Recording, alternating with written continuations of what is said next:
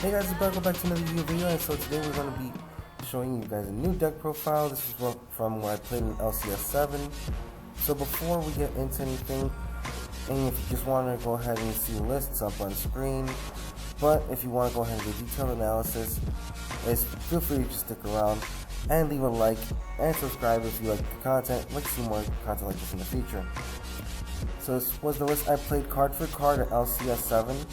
Unfortunately, even though I did 3-1, where I only lost one game and I lost because of a misplay, I really was happy with the deck, but unfortunately could not get enough wins with my teammates to go ahead and where it would actually matter, and so we couldn't make day 2, unfortunately. However, this was my list. I actually enjoyed playing this a lot, so we're going to go ahead and go through my main deck, which was 3 Alistair, best 1-card starter in the deck apart from Meltdown and the Invocation package, obviously. 3 Ash, because it's probably the second best hand trap in the game right now, if not third, depending on who you ask, but Droll does take care of that, so we're playing 3 Alistair, 3 Ash, 3 Ecclesia. Ecclesia in this case, I consider her more of an extender than a starter, unless I have Nadir Servant, where Nadir Servant is a starter. So, between the Dogmatika monsters, I consider them more extenders than anything. 3 Droll, because the meta is so search heavy right now that in this case I think it's the best option to play 3 in the main deck. 1 Aerial, 2 Wendy, 1 Beast, 1 Dragon, 1 Hedgehog, 1 Squamata to run up the main deck Shaddolls. I considered bumping up Squamata or Hedgehog, but that means I would have to take something out, and at this point the deck is so tight for space that you really can't afford that much, so you do run out of your Shaddoll cards really quick. However, based on the fact that you're trying to just go ahead and set up 2-3 interruptions and going ahead and just OTKing for game right away, you don't really need a lot, but you do need to go ahead and at least be able to play through at least 1 or 2 hand traps. Next we have the 2 Vanillas, Dark Magician, Rise by Dragon, OG arts for me. I've been playing the game since I was a kid, so I would love just having the original arts. Foolish Burial, great utility card. The only one of them, the only card that's actually at 1 in the limited list.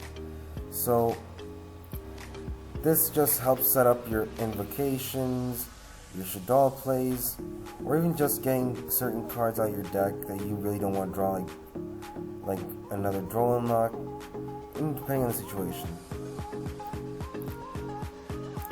Of course, the 2 Invocation, 3 Meltdown to go along with your A-lister, 3 Nadir Servant, 1 Rise Fusion to go with the Dragoon package, 3 Shaddoll Fusion. In any case, this is probably the best card going second if you happen to draw 1 or 2 hand traps to go along with it. 1 Punishment, 3 Impermanence. Again, just another way to negate cards, and this doesn't trigger triple tactics, which is a great benefit.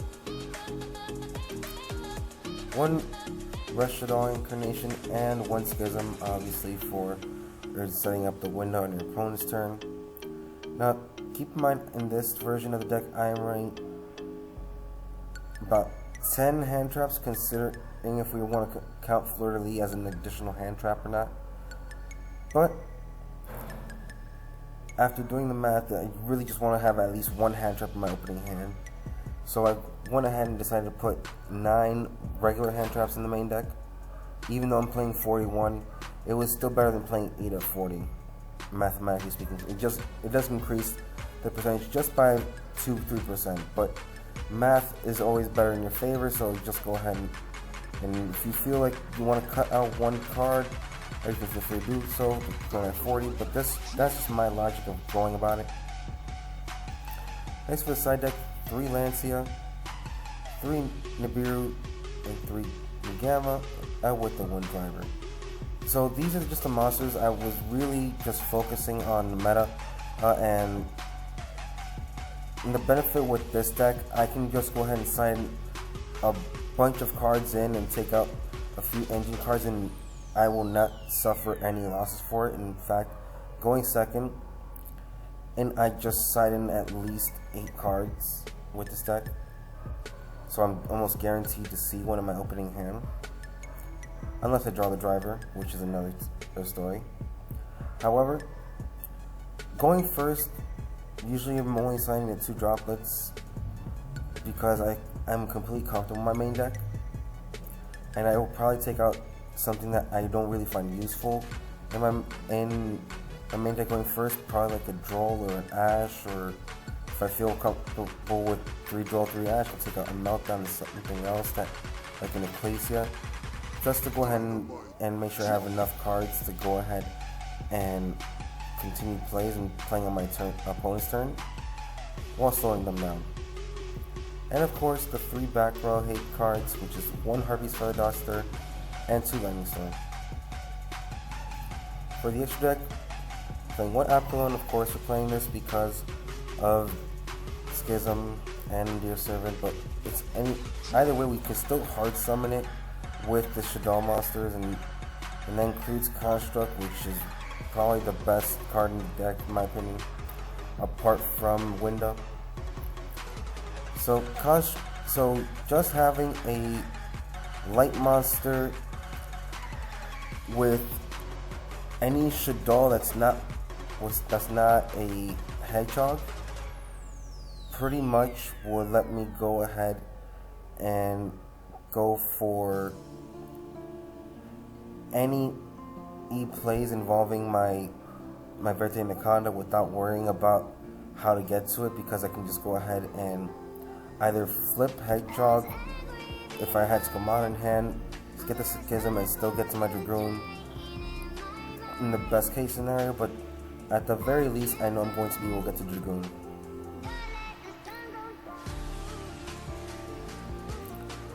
So to Winda, of course, to go ahead and slow down your opponent. The 1 Entis for destroying anything that you need to with Punishment or Grenadier Servant. Arguably, this is probably one of the most underrated cards in this extra deck because of the fact that it can just run over Dragoon without really worrying about it. And combined with the Winda, you're pretty much saying to your opponent, if you special summon something, I'm going to destroy it. So you just stick to setting cards. 1 Mechaba, of course, your other Omni Negate, Purgatrio for OTKs. Raijin does help as well because you do have Wendy and Droll.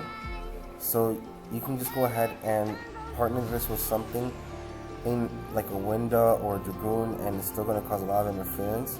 Or even just going ahead, if you really feel like it's necessary, you can go ahead and if you have a dead Dragoon, or if you're playing first, you have A-Lister, Invocation, and Wendy, you can go ahead and use the A-Lister to go into Almirage, and with the Invocation, the Wendy, you just go ahead and fusion summon Raijin, set a card from the deck, and then link into your Verte Anaconda. Speaking of, we have the Dragoon here, your main target for Anaconda. The Acer Invoker of Madness, which is my other link to, which is very clutch because people don't really understand that this card is super useful, especially if people are running Maximus, because that means they just gave me access to any of my invoked monsters if I happen to have the Invocation. Verte Anaconda, of course, for Dragoon or any Shaddoll fusion target that I really need at the moment. And of course, Almirage and Gardna, so go ahead and run on my extract.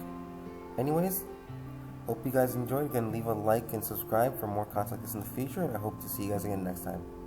See ya!